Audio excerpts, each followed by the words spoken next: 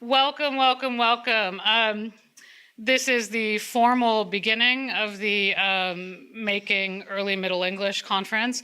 It's also for people who've come in and were unaware of the conference itself. Our first keynote is also a University of Victoria Lansdowne lecture, which was advertised on its own separately. So if you're wandering in, no matter who you are, you are most welcome. And I'm going to start with our territorial acknowledgements. We'd like to acknowledge and respect the Songhees, Esquimalt, and Saanich peoples on whose unceded traditional territories the University of Victoria stands and whose historical relationships with the land continue to this day. I have prepared welcome remarks, so. I'll tell you, I'm holding a microphone because our first keynote and our last keynote are being recorded by the university. Again, that has to do with them being funded by this particular Lansdowne speaker series that the university sponsors, and that's part of the university arrangement. The microphone is not really for the room, it's for the camera. When we have questions at the end of our first lecture, it would be great if you spoke questions into the microphones that are around. You can either stand up or we'll pass them around. So this is an international conference on English literature and its contexts from 1100 to 1350.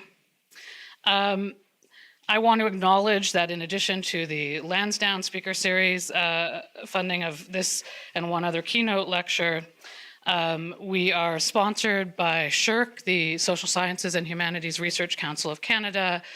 We are receiving a great amount of our funding also from the National Endowment for Humanities Archive of Early Middle English project, in addition to sponsorship from the UVic Faculty of Humanities, the UVic Department of English, the UVic Department of Religious Studies, or Religious Studies Program properly, and the UVic Special Collections and Archives.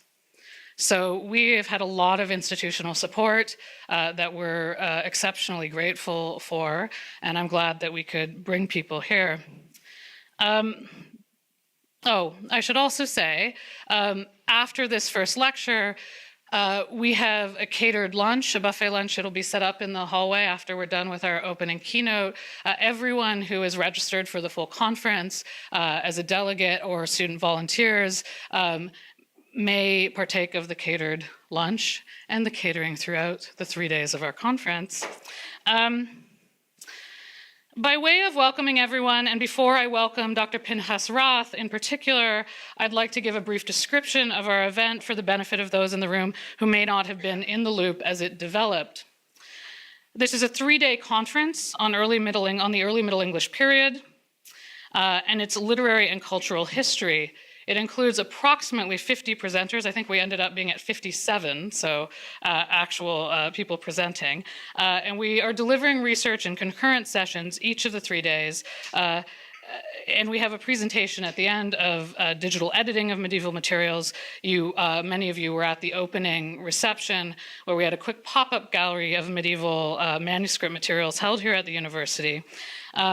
The schedule, though, is primarily organized around a keynote speaker series, 6 keynotes, important scholars in their fields who will speak to the multilingual and multicultural context of early Middle English literature via Celtic languages, Latin, French, Hebrew, and trilingual or macaronic literary productions with English. We think this is a field-defining event, if we may say so humbly as it begins. And we hope that we will establish here new connections, new research clusters, new conversations, and new collaborations. Dr. Pinchas Roth, who is our first speaker, is senior lecturer in the Talmud department at Bar Ilan University. He studies rabbinic literature and culture in medieval Europe. He holds a PhD in Talmud studies from Hebrew University in Jerusalem, an MA from Yeshiva University in medieval Jewish history, and a BA in Talmud and General Studies from the Hebrew University, a course that included study of medieval history more generally and Latin language. In addition to his current post at Bar Ilan, he has held postdoctoral fellowships at Ben Gurion University and at the New York University Law School, has been a visiting lecturer at the European Institute for Jewish Studies in Sweden, and has worked as a manuscript cataloger for several libraries and institutions. He has most recently written four what I think are truly groundbreaking essays on Jewish courts in England and rabbinic scholarship in medieval England. One is now forthcoming in the journal Jewish History, and the other has been published in Jewish Historical Studies. That latter one details the discovery of texts recording responsa, legal decisions of Rabbi Isaac ben Peretz of Northampton in continental books. Pinchas is at the foreground, therefore, of an interdisciplinary and historically much neglected area of research on medieval Anglo-Jewish culture and intellectual history. More broadly, his work has been on the rabbinical texts of southern France, in the Provence region in particular, and Provençal Jewish identity, and the link between French regional context and English regional context should not be surprising, but it's part of what Dr. Roth is sorting out. I want to give you just a little anecdote, too. This conference is interested in fully incorporating the multilingual and multicultural conditions of post-Norman conquest England. So the fact that we're opening our conference with a lecture on Hebrew literary and intellectual traditions might seem jarring, but for us, it's really part of the point. The traditions around the period we think of as the early Middle English period are traditions that included Jewish traditions and culture, that these were on the ground in the same regions at the same time. And I want to especially thank you for being willing to share your work in this context. It was not immediately evident to Pinchas why he might be here. So I hope I won't embarrass you, but when we had a back and forth about the keynote, he said, I don't know anything about Middle English. I would like to understand why you want me to be there. And a very, very interesting point when he read our call for papers, he said, the low opinion of scholars about the quality and originality of early Middle English literature definitely reminds me of some scholarly appraisals of Anglo-Jewish Talmudists. All right, so this is an interesting connection. And I'll just give you a little bit of what I said in response over email, because I think it has stayed true as we've developed this conference, and it works as a kind of welcome here. For my part, I wrote him, the linguistic and disciplinary divides are something I want broken down, or at least tested, so that collaboration might occur, assumptions might be challenged. In my work on England, trained as an English literary scholar, but more and more focused on interlinguistic and interreligious dialogue, I find that there is simply not enough communication between disciplines. If we are thinking about pre-expulsion England, so pre-1290 England, we ought to be thinking about the Anglo-Jewish situation, Jewish communities' interaction with Christian neighbors, Jewish involvement in book trades and book production, especially around Oxford, Christian Hebraism, etc. I think too few historians of England and English literature of this time recognize that there even was a Jewish culture in England, which included an intellectual and scholarly life, poetry, liturgy, rabbinic decisions, and on. What we want this conference to do is challenge the boundaries of the period, the language, and the cultural moment of this period in English history and English literary history. In this sense, making early Middle English is an intentional misnomer that contends with the scholarly history more than it reflects our own approach. We want explicitly to say, look, English literature and Englishness arise out of and with all of this, in a condition of all of this. And you need a much bigger picture to contextualize it responsibly. As for Jewish communities in England, the narrative within English literary and historical circles is currently focused on conflict, violence, and expulsion in and of itself, and I want it focused on interaction, intellectual life and production, and communities. And at this, Dr. Roth agreed to bring his work to us. And so we honor him coming all of this way with our opening keynote, as much as we use it to make the point that there may be unexpected connections lurking in these 3 days for all of us who work on this region and on these centuries. And with that, please welcome Dr. Roth, and I will turn it over to him.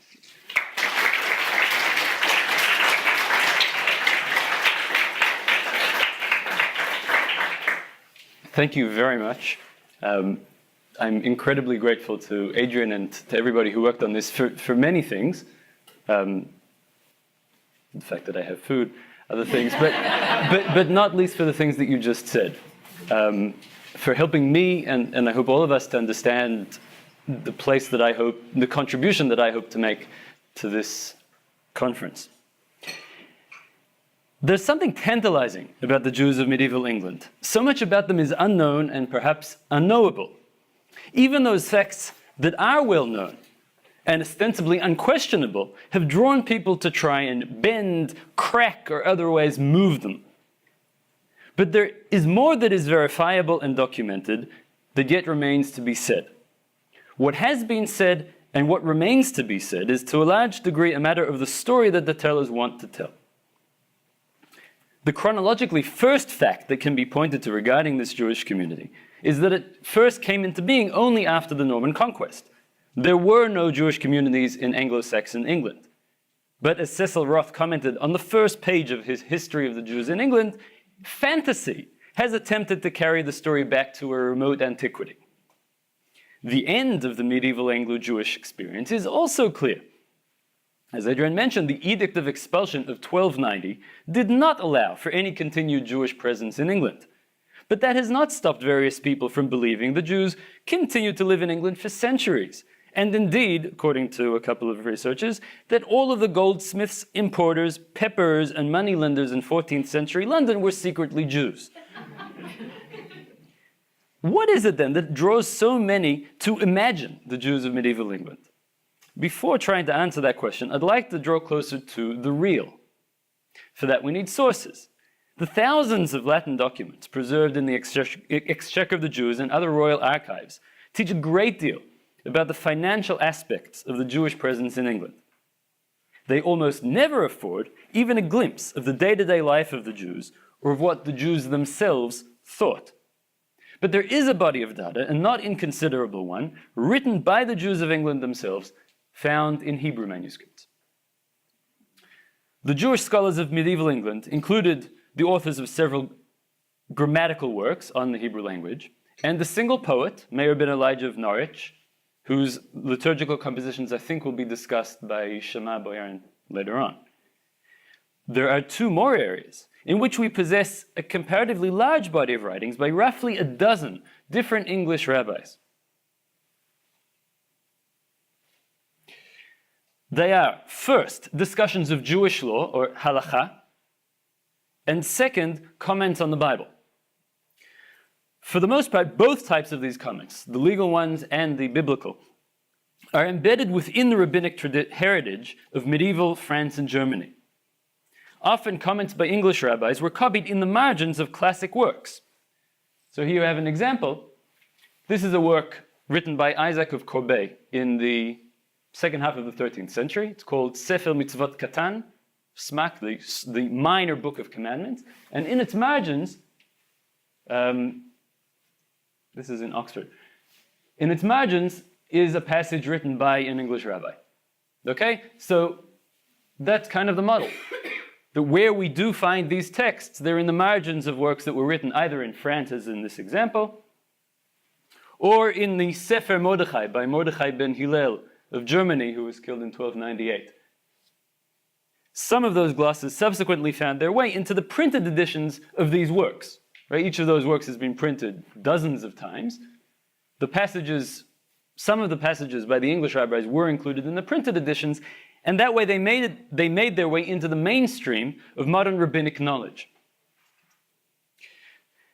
I'd like to present a selection from these passages that may throw some light on how the rabbinic scholars of medieval England perceived themselves and their place in the world, both in their immediate geographic context in relation to the Christian majority society and vis-à-vis the larger Jewish communities on the continent. Then I'll touch on the muted reception that these passages and others have received in modern treatments of Anglo-Jewish history. In 1201, King John famously declared the Jews to be our property. It should not be surprising that the Jews themselves were not particularly enamored of this idea. An exegetical passage, probably by an important Cambridge Jew, provides a glimpse of their response. This Jew is Benjamin of Cambridge. He was the wealthiest Jew in Cambridge in 1194. Before that, he probably studied in Champagne with Rabbi Jacob Tam, who led the Tosafist movement that I will speak about later on and who died in 1171. So he was both wealthy and wise. In one of the collections of medieval French biblical exegesis, a tense conversation is described between Rabbi Benjamin and the Christian. So it doesn't actually say that this is Benjamin of Cambridge, but I don't know of any other Benjamins from this time period. A Christian, here the term used is min, which strictly speaking means heretic, but in this context it means Christians. A Christian asked Rabbi Benjamin, "Fool, why do you tie knots and hang strings on the edges of your clothing?" He responded, "See what comes before." And as we'll see in a minute, he means, look at the context in the Bible. The story of the wood gatherer on the Sabbath. Moses said to God, "Lord of the world, how can Israel remember Shabbat, the day of rest, which is only once a week?" So God gave him the commandment of tzitzit, which is what we'll talk about which it says, so that you will remember. It is a sign that we are servants of God. Like a man who ties a knot in his belt to remind himself of something, and like masters who make a sign on the clothes of their servants so that they will not escape. When we look at it, we remember God's commandment. Okay, so that's tzitzit.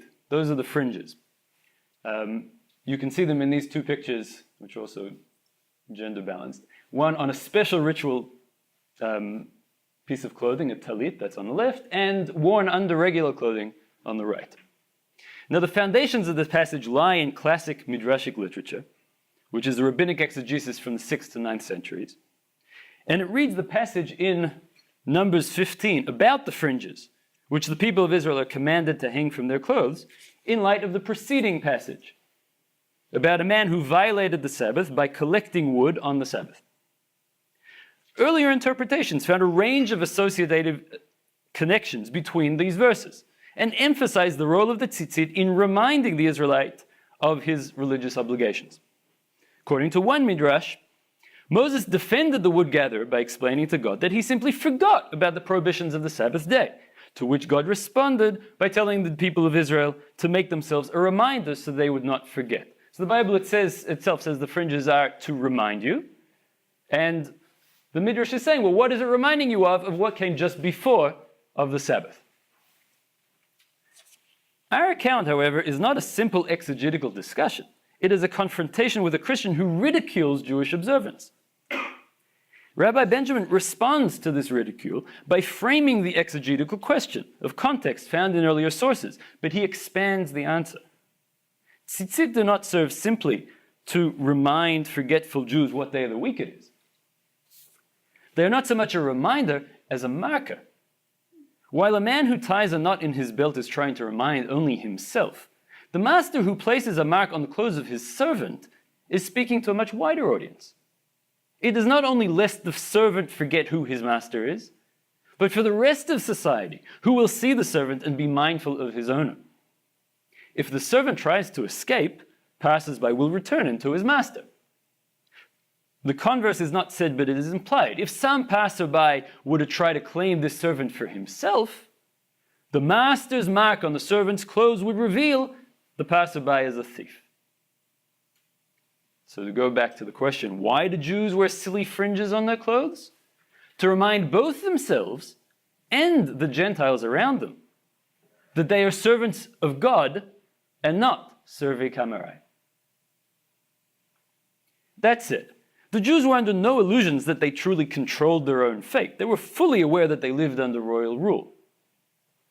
Now, one of the most famous statements in the Talmud in regard to maintaining Jewish law under non-Jewish rule is a statement by the Babylonian sage Samuel: "The law of the kingdom is the law," or in Aramaic, "Dina de Malchuta Dina."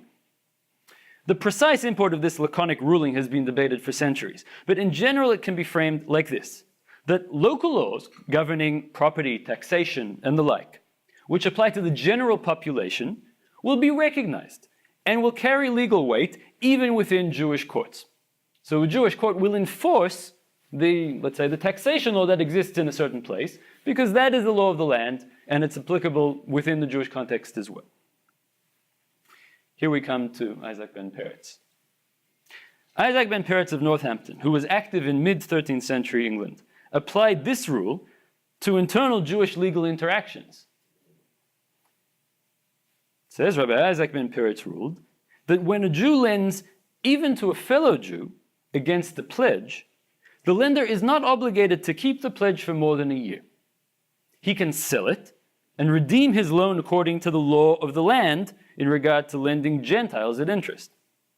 He acted this way. In other words, it's not just a theoretical ruling. He did this in practice in the case of someone who pledged books to his fellow.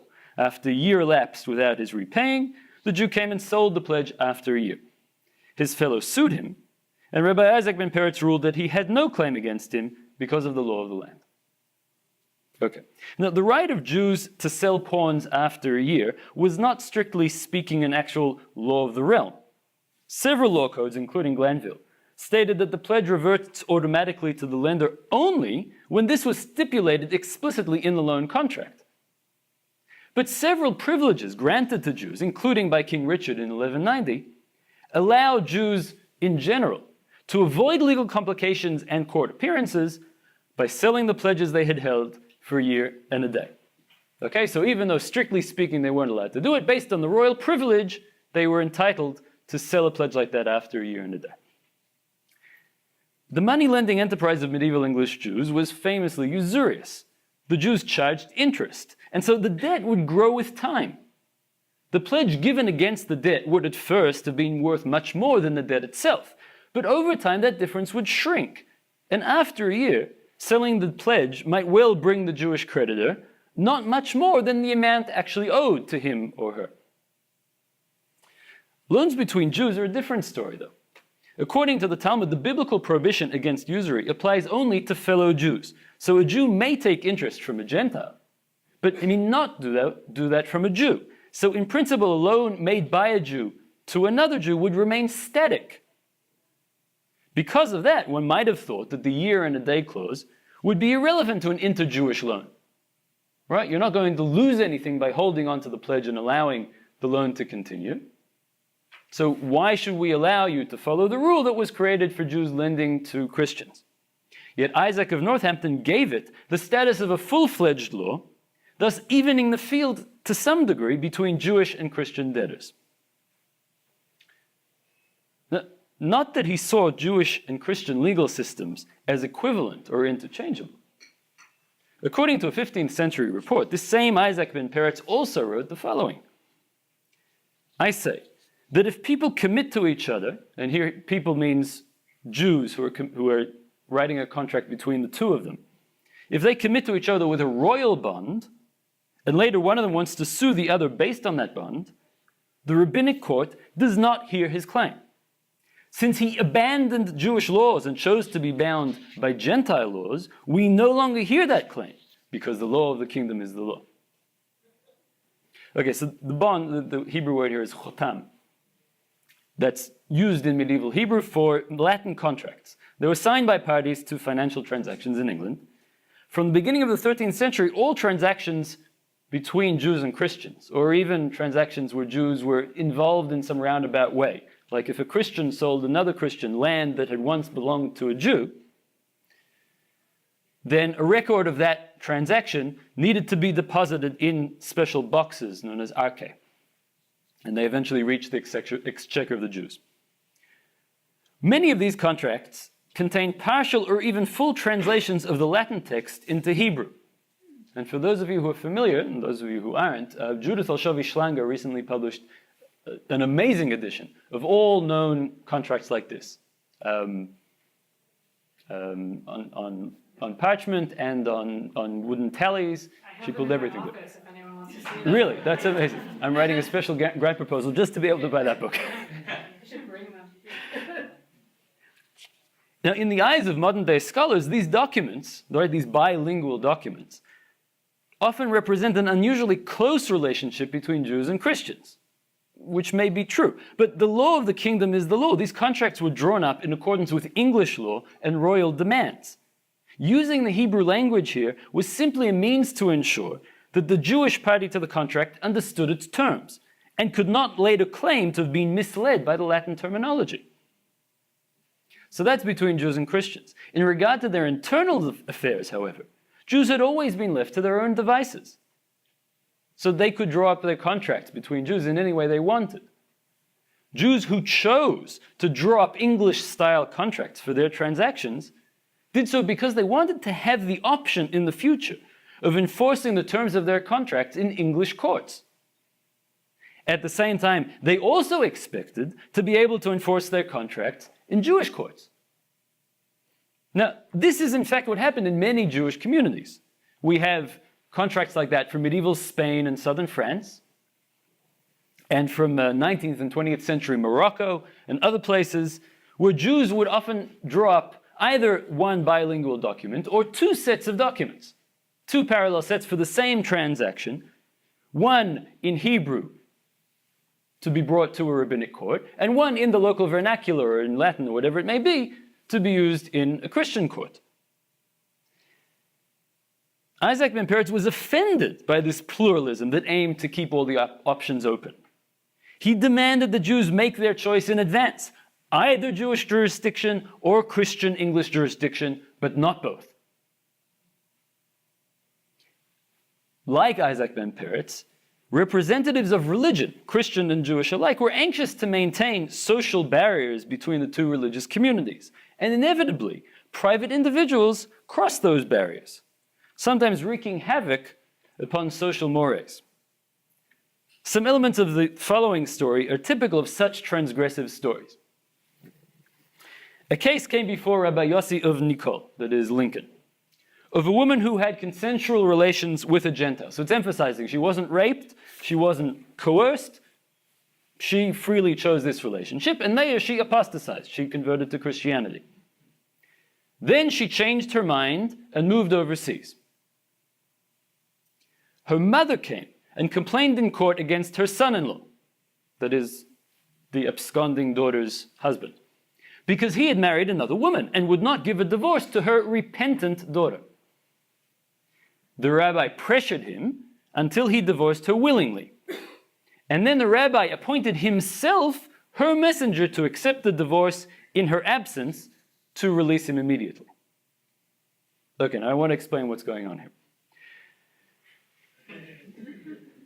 Jewish divorce is affected by a written document, a get, which must be handed by the husband to the wife. Okay, so it's a document that's usually written on parchment where the husband says, I am divorcing you, my wife, and you're now free and you can go and marry whoever you want. And that handing over takes place in the Jewish court. Usually it doesn't have to be in court, but it's usually done there because the moment of handing over is the moment when the divorce comes into effect. Now, traditional rabbinic marriage law is not egalitarian. A man can remarry without being divorced, which is what happened here. But a woman may not. If she is not divorced, then any relationship she has afterwards is adulterous. And the divorce is one-sided. It can only be granted by the husband to the wife. Now also, this comes out in a couple of words here, it must be granted freely by the husband and not under coercion. However, neither the husband nor the wife is required to be physically present at the handover of the divorce. Each of them can appoint a messenger to take their place. Yeah, I'm sorry, this is a bit too frivolous, but I think I need to explain what I'm talking about. So first of all, this is just an example of what a get looks like. Again, it's signed by 2 witnesses at the bottom. Okay, so each of them can appoint a messenger to take their place. This is a useful mechanism for couples who can't bear to be in the same room. And it also plays a crucial role in the divorce of couples who no longer reside in the same country. So here's how it works. If the messenger represents the husband, so that's the husband's messenger, he must be appointed by the husband. The husband passes the document on to the messenger. The messenger travels to the wife, and the divorce takes place when she receives the get. When she holds it, when she receives it from the hands of the messenger. Okay? So the crucial point is when the wife receives it. It can have taken 10 years for the messenger to arrive. She's not divorced until she gets it. If the messenger represents the wife, she must appoint the messenger. And the divorce is completed when the moment when the husband hands the get to his wife's messenger. So over here, she appointed her messenger, the messenger went. It's as if she's standing here. So the moment that the husband gives the divorce, the document, to the wife, I'm sorry, I messed that up. The moment that the husband gives the document to the messenger, the divorce is finalized. And the wife may never see this document. It may never reach her. It doesn't matter. Her messenger has received it, and so the divorce has come into effect. Now this is what Yossi of Nicole engineered in this case. He was the wife's messenger, and she became divorced when he took the document from the husband in the court in Lincoln. This was an elegant solution to an embarrassing situation, since no one in the city knew where the wife actually was. But who appointed the rabbi as a messenger? This was the truly innovative part of Yossi's solution. He made a legal assumption. He assumed that any woman in this situation, right, where she had left her husband, he had married another woman, things were not good between them, any woman in that situation would want to be divorced. Now, there's a general rule in Jewish law that if you know that you're acting in another person's, to another person's benefit, you're doing something that they really want, then you can do it on their behalf, even if they didn't actually say that they want it. Okay? You make the assumption that that's really what they want. Now, most rabbis don't think that under these circumstances it's warranted to assume that she really wanted to be divorced. Yossi of Nicole took that position. He said, I'm sure that she wants to be divorced, and so I am now her messenger, as if she were here, as if she had appointed me. That way he was able to get her divorced on the spot without ever seeing her. Okay, so that's a strictly legal reading of the case. But it raises a number of other types of questions. First of all, where did she go? The text says that after converting to Christianity, the wife went overseas to Medinat Hayam, a city of the ocean. As Professor Bill Jordan has shown in his recent book, France was a convenient place for English undesirables to disappear. It was also, very nearby. So she probably went to France, leaving behind a husband and a religion. Perhaps her Christian lover went with her, but that's not in the story. We don't know what happened to him. We are told that after leaving England, she returned to Judaism. Show you that. It says that she was repentant, and it says here, then she changed her mind. Where did that piece of information come from? Based on the narrative, I think that it came from the woman's mother. She came to court to complain about her son-in-law's remarriage. Now, legally, it doesn't really matter whether the daughter had returned to Judaism or not, because Jewish law doesn't recognize converting out.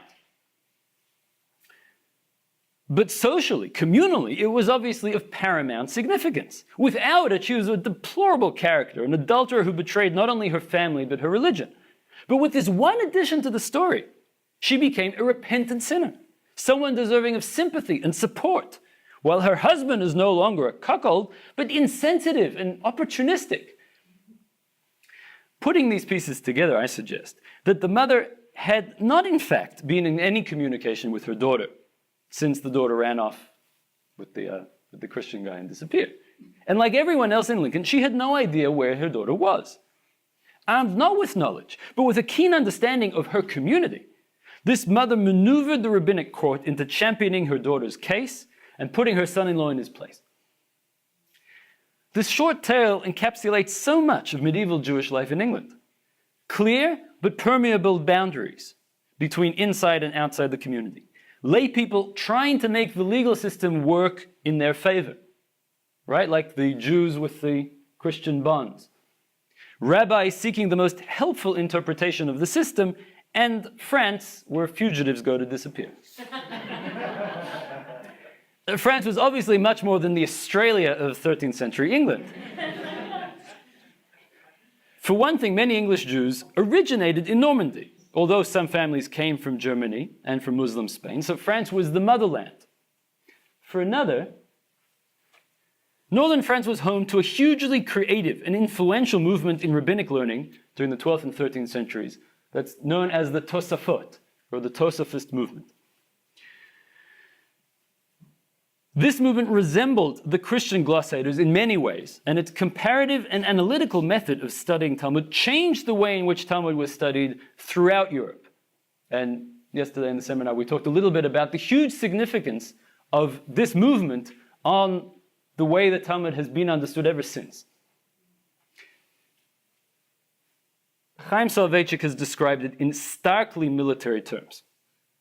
The multiple panzer thrusts of Rabbeinu Tam's intellect had smashed the front of the old simplistic interpretation, and under the quiet but relentless generalship of Rabbi Isaac of Dampierre, the land of the Talmud was occupied, reorganized, and administered by Tosafist thought.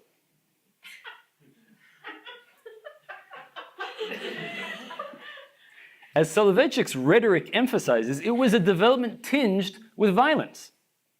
Not physical violence, but intellectual violence. And although it didn't lead to an actual resistance movement, there was some bitterness. One of the flashpoints between French Tosafists and Jewish communities elsewhere was over court jurisdiction. During the 13th century, French rabbinic courts asserted themselves in cases that originated outside of what was then considered France. So I have a few cases like that from Provence and Languedoc. But one of the most famous examples of such interference is the divorce of David of Oxford. David was a member of the Anglo-Jewish plutocracy, the small group of extremely wealthy Jews who worked closely with the highest levels of the royal administration. David wanted to divorce his wife, Muriel. For those of you who know, he then went on to marry a woman called Licoricia, who was very wealthy in her own right. But an English rabbinic court ruled that he could not divorce her against her will.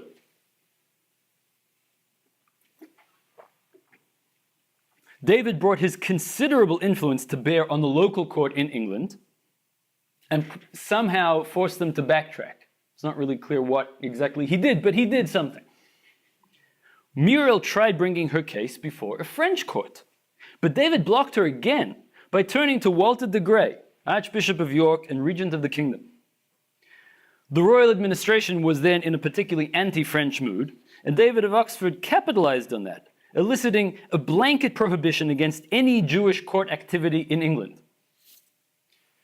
Muriel and her supporters were summoned before the King's Council to show cause why they sent to France and to the Jews of France to hold a chapter concerning the Jews of England. The idea of involving the French rabbinic court probably originated with Muriel and her friends, who thought that it would allow them to outmaneuver her husband, right? If he controls England, we'll go to France. But it was the French rabbinic willingness to become involved in a case from across the water that brought things to a head. French expansionism played an important role in the 13th century history of Jewish law, and it forced neighboring halachic cultures to respond. I can't go into the details here, but English rabbinic culture during the 13th century expanded its horizons beyond France. English rabbis embraced traditions from Spain and elsewhere, in contrast to the more limited French Jewish library. They also modified French rabbinic texts, removing disparaging comments about England. In short, in their writings, the English rabbis acknowledged their considerable debt to the French Tosafists, but they placed them in a larger context, right? So French Tosafists are important, but they're not the only people on the block. I've tried to identify two underlying types of unease that the rabbis of medieval England grappled with. Majority Christian society in England saw them they believed at least, as fools for following the precepts of their religion, while their rabbinic counterparts in France saw them as provincial and insignificant. They responded to both of these challenges by self-confidently pursuing their legal independence. But ultimately, that effort was to no avail. English rabbinic scholarship remained literally, as we saw at the beginning, in the margins of a corpus dominated by the sages of France and Germany. The Jews of medieval England were expelled in 1290, and Jews remained absent from England, at least officially, until the mid-17th century. The first Jews to resettle in England were Spanish and Portuguese Jews, many of whom had converted at some point of their family histories to Christianity, right? Crypto-Jews, Marranos, known by various names. However, they all identified themselves as Sfaradim, from the communities of Sfarad, that is, Spain and Portugal, and as proud heirs to a heritage from another place and time. These descendants of refugees and converts were in fact notorious throughout their diaspora, which included the Americas and throughout the Mediterranean. Wherever they went, they were known for their superior attitude towards other Jewish cultures that they came across. Right, in the Americas they didn't meet other Jewish cultures, but let's say in Italy and in the Ottoman Empire, they found existing Jewish communities and they literally swamped them. They just washed them away with A, their larger numbers, and B, their huge self-confidence. They said, we are Sfaradim, we know better. It is not surprising that they showed no interest in the Jewish community that existed in England centuries before, for it was a community that, to their knowledge, had no bearing whatsoever on their own self-definition as Spanish Portuguese Jews. By the 19th century, though, the Jewish presence in England was both more naturalized and more varied. Waves of immigration had given the Jewish population a more Eastern European character, but also a diminished sense of clear identity. It was in that context that the first attempts were made by English Jews to tell the story of medieval Anglo Jewry for a modern audience. One of the first accounts was published anonymously, but it's by a woman named Grace Aguilar in 1847. Aguilar's family were also Spanish-Portuguese Jews, and many of her publications were dedicated to glorifying that community. Her telling the story, the history, of the Jews of England tried to play up its positive aspects, but at least in its medieval portion, right, she talks about later periods, but the part that talks about the Middle Ages is a prime example of what Salo Baron famously called lachrymose Jewish history. Drawn exclusively from Latin sources, it was an account of Jewish suffering in England. It was only towards the end of the 19th century that attempts were made to professionalize the study of Anglo-Jewish history in the wake of trends in Western Europe, like the Jews in Germany who were starting to develop German Jewish history, and to add depth to that history beyond the by now familiar narrative of persecution. The Anglo-Jewish Historical Exhibition, held in London in 1887, and accompanied by a series of public events, was an ambitious project aiming to promote the knowledge of Anglo-Jewish history, and through that to discover new materials for writing that history. The most significant response to the impetus of the exhibition was the publication in 1893 of Joseph Jacobs' The Jews of Angevin, England. In this magisterial work, Jacobs included, as he said, every scrap of evidence I could find in the English records, whether printed or inedited, that relates to the Jews of England up to the year 1206. Its truly innovative feature, however, was the inclusion of numerous Hebrew texts translated into English relating to the Jews of medieval England. And up until that point, nobody had brought those texts into play. As Jacobs explained, he translated many of the Hebrew passages himself. But for the rabbinic texts, he relied on the help of Solomon Schechter, an eminent scholar who had emigrated from Eastern Europe in 1882 and from 1890 had lectured in rabbinics at Cambridge University. After that, he moved on to New York. In acknowledging his debt to Schechter, Jacobs described the way in which they worked together. Jacobs indicated to Schechter those passages that he understood to be relevant to English Jewry, and then Schechter explained them to Jacobs. And then Jacobs would try to incorporate them into his narrative. This process of reading through another was actually typical of scholarship on the medieval English rabbis. Joseph Jacobs was an extraordinarily prolific and talented scholar, making lasting contributions to the study of English folklore, sociology, and Jewish history, but his Jewish education was extremely limited, and he was acutely aware of his inability to understand rabbinic texts on his own. One text, translated for him by another person, Israel Abrahams, mentions a custom of English Jews which raised eyebrows among the French Tosafists. Here it's brought in a collection of Tosafot by Rabbi Elchanan. According to him, it is surprising that in England they are lenient in the matter of drinking strong drinks of the Gentiles and along with them. The translation was inaccurate and it missed the point. Rabbinic law places a strict ban on Gentile wine and on drinking wine together with Gentiles. However, those stringencies were applied only to wine and not to other alcoholic beverages. But it does apply to grape juice, but it doesn't apply, let's say, to whiskey. England is not a significant wine-growing region, and the English drink of choice in the Middle Ages was beer. The Jews of medieval England were known among their French compatriots as being accustomed to drinking beer produced by Gentiles and of drinking it in the company of Gentiles. In short, taking full advantage of the fact that it wasn't wine. Some French Tosafists felt that this was too lenient. That since beer filled the social role played by wine in France, it should be prohibited in the same way. After all, the prohibition of drinking wine with Gentiles was lest it lead to social interaction, which could lead to friendship, which could lead to marriage between Jews and Christians. Now, obviously, beer could lubricate social interaction in the same way as wine can. But since imposing new limitations could bring negative repercussions upon English Jewry, this Rabbi Elchanan felt it was best to leave things as they were, with no limitations on beer drinking, even in England. This is the original manuscript, by the way.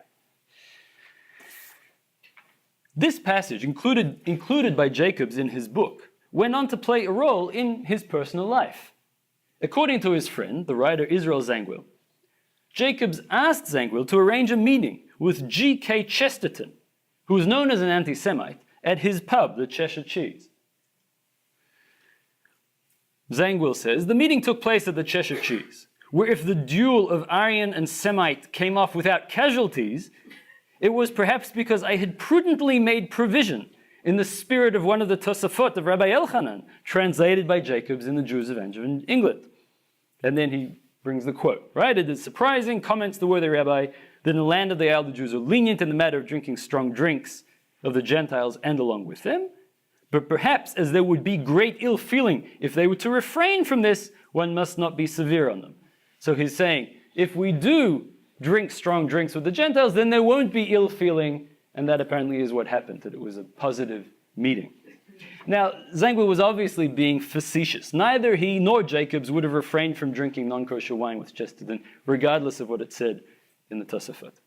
But the snippet of information about the medieval English Jews, made accessible to Zangwill through Jacobs' book, through the translation he got from some other guy, provided him with just enough information to frame the meeting of British writers in early 20th century London as the reenactment of a centuries-old modus vivendi between Jews and Christians in England. The need to find a usable Anglo-Jewish past was not limited to the secular elite. Rabbi Naftali Levi was a Polish rabbi who served in London in the 1880s, and he composed several books in the traditional mode of rabbinic learning.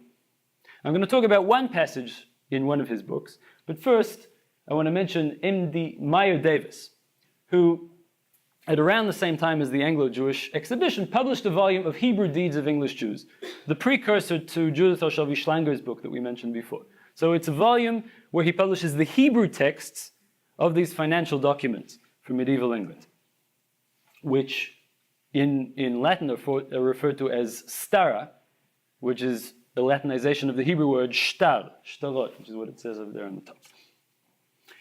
Immediately following the publication of his book, Meyer Davis published a letter in the Jewish Standard, an Anglo-Jewish newspaper, asking for help from rabbinic scholars in identifying some of the Jewish names mentioned in the documents he had just published.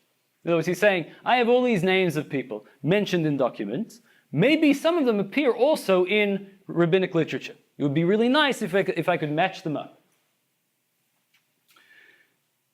The question elicited a series of responses in the same newspaper by this Reverend Naftali Levi, who was able to supply rabbinic sources mentioning some of those names. Later that same year, Levi published a version of the correspondence in a Hebrew journal for rabbis, and in 1891 he included it in his own volume of Responsa. Okay, so he was translating this both from English into Hebrew and from a letter to the editor into a volume of rabbinic responsa. And in doing so, this is his responsa. This is how he translates the question that Davis had posed.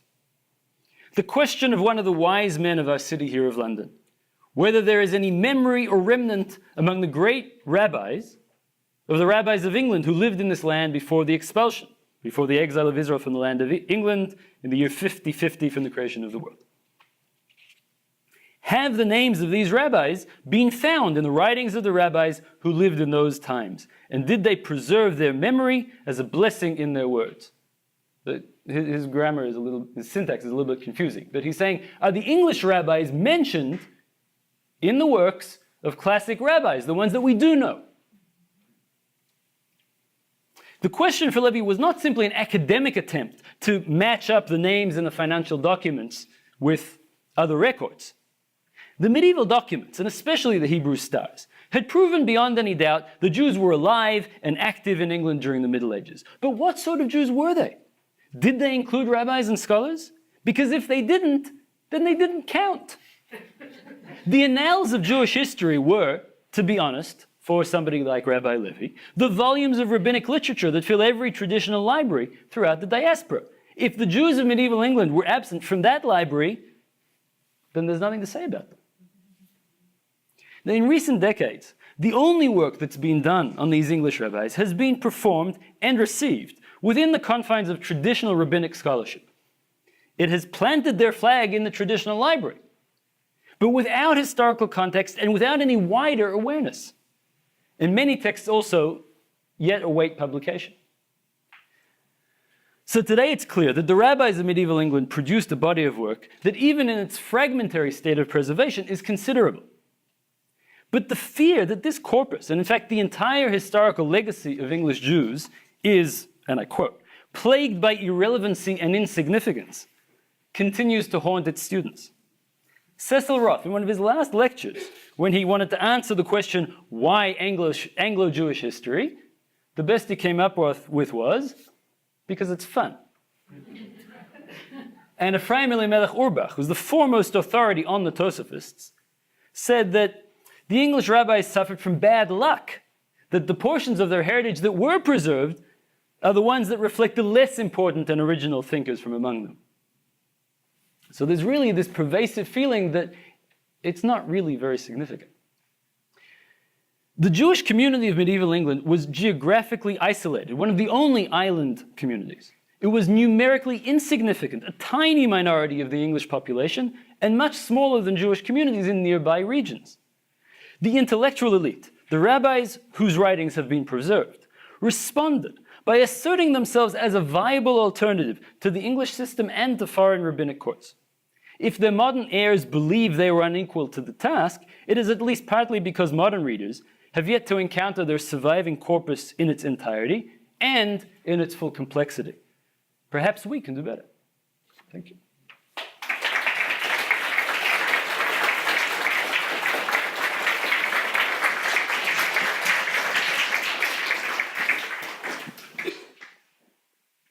Thank you. So we've built in time with every keynote addressed for questions. And in this particular case, if you have a question, I'm going to either play Phil Donahue and run around the room, or we can grab the second mic there and turn it on at the bottom. And yeah, let's go.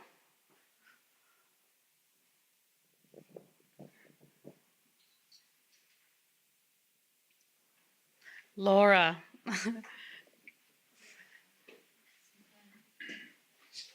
Should we just take it off of the stand? And, yeah. You know, this is here. Wait. It's fine. Or take that one. It's fine. Thank you for that. I wanted to ask a bit more about that fantastic story about the woman with the husband and so on, because I was struck when you were saying she had to be divorced in the Jewish manner, because I thought, well, hadn't she been married in a Christian manner because she apostatized to be with this man? And then I matched that up with, then I was speculating, and then I matched that up with your saying that Judaism didn't recognize apostasy, and maybe that was why if you get married, you get married. And does that then also connect, is it partly that and partly the connection to the clear Jewish respect that you described for the laws of the land, rather than kind of internal community law? As in, she'd married a Christian, presumably in a Christian ceremony, and yet nevertheless needed to get a Jewish divorce. Okay, so I think that... Or am I just very confused? Forgive me if I am. He's okay. I He's take some married. responsibility for that. So, But here, I'll just hold both of them, yeah. to start from the end, Jewish law would not recognize her marriage to the Christian, and any other, if she got divorced in a Christian court, that also wouldn't mean anything. We do have several stories mostly from France in the 12th and 13th centuries, of a similar scenario where a Jewish woman leaves her Jewish husband and marries or creates a relationship with a Christian man. There are a few cases where the two of them then revert to Judaism. So she reverts and he converts to Judaism. And then the question arises, well, can they remain married to each other now? Both in terms of her first marriage and in terms of her present relationship, because it started out with a Christian and she's not allowed to be with the Christian. The fact that he's now Jewish, maybe that's not enough to solve the problem. Does that answer the questions that you posed? I don't understand why she needed a divorce from a Christian. She didn't. She needed a divorce from the Jew. No, she was already married when she that's right? She was already married when She was married to a Jew. She left him and... Really? No, but that, right. I'm very sorry. Wow. Okay. But It was clear when you were saying it, but it wasn't clear in the document. yeah. Okay, no. The assumption was that she was married to a Jewish man in the community, and it was that man who then turns up in court and is forced to give a divorce. But it is true, the way that passage lays it out is the way it lays it out in time. You don't get to the divorce issue until sort of midway through, right? So it's a kind of delayed bit of knowledge. Okay. Yeah. Thank you. You see, I didn't... She doesn't marry the Christian. She just, Whether she does or doesn't make any difference for Jewish law. that's why they leave it out. That's why, because it doesn't matter, right? Yeah. Okay. I'm sorry about that.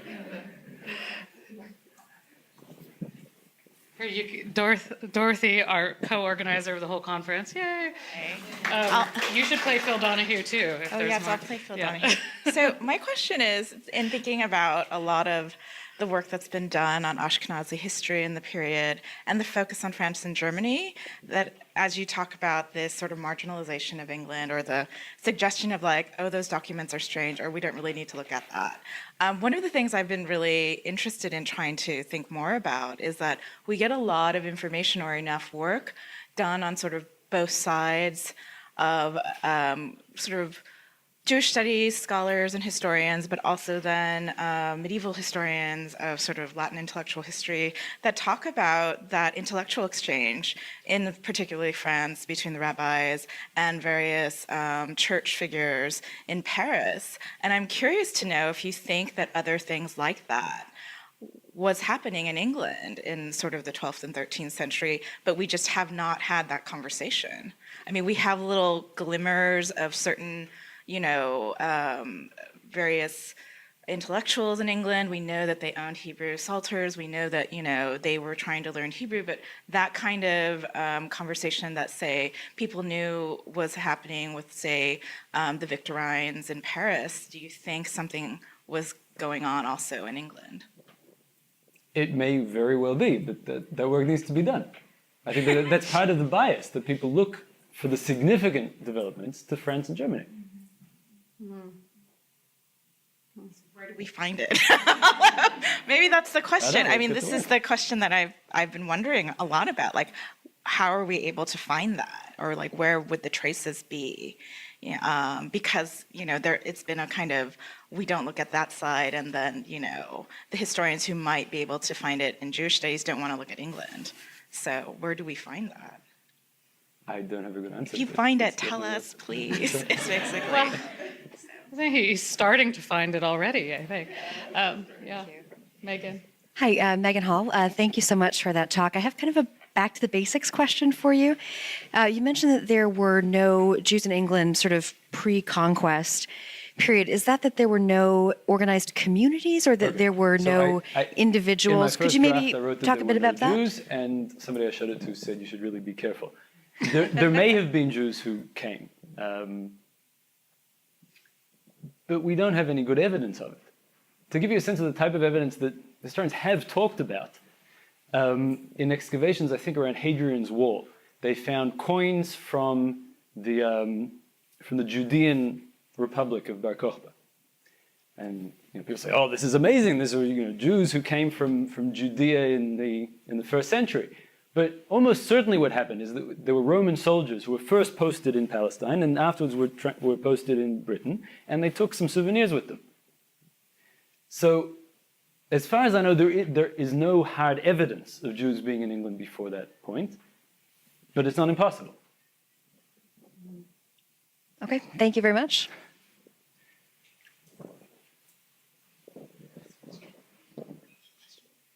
Do you think they spoke English? No. I mean, Yeah, from what I'm aware, there are yeah. places where it says explicitly that they didn't speak English. Oh, that for sure. I've put this question to many people, including Judith Schlinger, and I'm fascinated by this idea that even though that's not what's recorded in the textual life, could it actually be possible after centuries, by the time we get to the end of the Anglo-Jewish period, that we have no vernacularity going on in both English and French? No, you have French. No. just don't have English. I mean, I meant that. Could it be possible that both are not functioning? That is together, right? So I know there's French that we have evidence for sure, but it's easy to imagine a wider life in both vernaculars if you put yourself in certain cities, for it's possible. instance. And this morning, Yeah. Ruth suggested to me that maybe someday we'll identify a word in a Hebrew text that's actually coming from English. Right. So it's possible. Right. But as you know, there are sources that say explicitly that the Jews in England spoke French and not English. Mm-hmm. And in general, when we know more about France, Jews tended to identify with the level of nobility. And they didn't identify with Right. I'm not sure what you would call them. Right. So. Then what language did they go drinking in? Because it was not with the nobility. They would have beer. Right, but I mean, French is here as an elite language, as a literary language, as a royal language, right? So it matters to this community. Yeah. I mean, the one vernacular text that I'm aware of, written by an English rabbi, is by Rabbi Eliyahu Menachem of London, who writes a letter in French. And he's writing it to the royal administration, but that's what I'm aware of. It's possible that Jews spoke English, but I just haven't seen it. Hi. I know that you also do a lot of work regarding murder and the mourning of murderers in Jewish law versus the secular laws of the country in which the Jewish communities live. I'm struck by the relationship between the Jewish community's respect for the laws of the kingdom in which they live.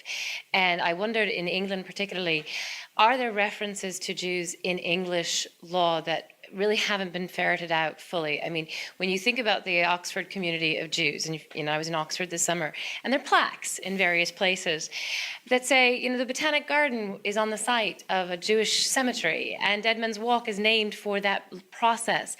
But that's about it. And there are a few pieces in the Oxford Museum. I mean, where are there English legal traces of the Jewish communities that really haven't been fully ferreted out yet, or that perhaps show why the Jewish communities would have such respect for the laws of the kingdom, if that makes sense? So first of all, I know virtually nothing about English law. So Okay, I'm really fair not enough. qualified to answer that. But I don't think there's anything remarkable about that respect. It's a strategic respect, right? There's no point in Jews pretending that they're living on a different planet, because they know that they're not. There are borderline cases where you can see, you can try to measure a degree of openness, where it's not just that they're willing to accept the legal system because it's there, but rather they think it's a good system. And I'm not aware of good evidence from England that shows that they saw it that way, that they saw it as a good system. And a follow-up to that is, do you know what happened to the bodies in the Oxford Cemetery burial ground? Because that's the one thing that the plaques don't say. They just say the Botanic Garden is on the site of the former Jewish cemetery, and then they don't say what happened to the cemetery. Does anyone know? Well, I was just saying I don't know about that, but I know that in France, after the expulsion of 1306, Jewish cemeteries were sold for real estate. William Chester Jordan has a recent article about that. And that means that the land was reused, and the bodies decayed and disappeared, and there's no trace of them. So they didn't move them, they just left them be. I think so. They didn't make any effort to get rid of them. I mean, you probably know they did find a Jewish cemetery in York, which they started excavating until they realized that it was Jewish, and then they stopped. James, did you want to? I was just going to say that the ones at Queen Mary were interred and moved to another site, a much smaller site. But that Queen Mary is all built on top of Jewish cemetery. So, sorry, when were they disinterred? When the university was built. Oh. Those are post-70s. Yeah, those are. Go for it. Yeah. Okay, so this is a question from Dean Irwin on Twitter. You can try to answer it. He's asking, do you think it is possible to write a comprehensive history of the Jews of medieval England, which draws upon not only the Hebrew source materials outlined in your paper, but also the extensive Latin material which Robin Mundell used so successfully in the case of Rabbi Elias de Menahem? If so, how would you go about this? If not, why not? Let's do it together. Though we just need to get people together. That's the answer. I definitely can't do it. My Latin is really bad, and these documents are endless. I mean, Robin Mundell's knowledge of them was breathtaking. But even just looking at the published records, that they just never end. And you need people who understand the financial workings and the legal system and all these things that I really don't know anything about. But I would be more than happy to work with anybody who can do that side of the work. Okay, I will. Okay. Yeah, I mean, and that's sort of the nature of what we're trying to get going at a conference like this too. Is that right? This is not saying, hey, everybody have 4 languages fluently and learn historical and governmental and literary works and and. It's saying we need to actually start getting together and using our all sides of our knowledge. That collaboration, I think, would be amazing, whether it's any of us or someone else. I mean, I'll say some of you know I've written about legends about the Virgin Mary and early ones in this period, in the pre-1290 period, and I'm laughing at the drinking one because it's a very common legend. It's a reading that says when you see Gabriel and the Virgin Mary in the Annunciation scene, and there's a pot between them. Imagine that a Jew and a Christian are sitting together and they're arguing over the incarnation. And when Mary listens, and then she assents, it's as if it's a conversion moment, right? Or if you have there's stories of there were 2 masters of law sitting together, a Christian and a Jew, drinking and arguing over theology. And these are English stories, and the Jew says, if a vine grows out of this pot, then I'll believe. And the miracle is that the vine grows, and they believe, right? So I'm just immediately struck by this notion of those really being peculiarly English legends. This notion that there's a kind of well-known issue on the other side of English Jews drinking with Christians is really, really great. And it's like, I feel like it's these tiny it's these kind of tiny things we can put together and start building something quite new in the direction of scholarship. Is there anyone else who has a last question or two? Maybe. That's it? Okay. Yes, David. Here. I mean, I'm sort of when I'm imagining if there's this pot between and they're arguing, they must have been arguing in French from what you're saying. Yeah. Even though there was any in their English stories, Right. which makes a lot of sense to everything going on in this conference. But I want to get back to that first question Laura was asking about that woman and her husband. It said somewhere, as I'm recalling, that she repented. Is that maybe this is the problem with translation, but what did she repent for? That's why I have that misimpression that... So the Hebrew word for repenting, it is also directional. Tshuva means to go back. And it means that she went back to her Judaism. She turned away from Christianity and went back to the Judaism. That's what I thought from the discussion, which is why I had the impression from the document that she had this Christian lover and then returned to the Judaism. And then she went away to France, is what it sounded like. Mm-hmm. Well, and you were saying she went to France with her Christian lover.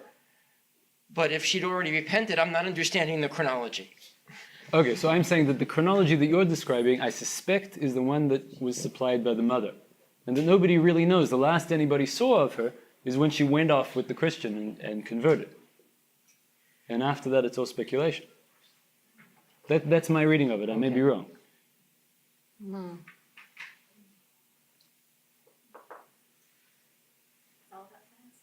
It's all about running away to France. One more, or we eat. Let's eat. Thank you very much, Dr. Roth.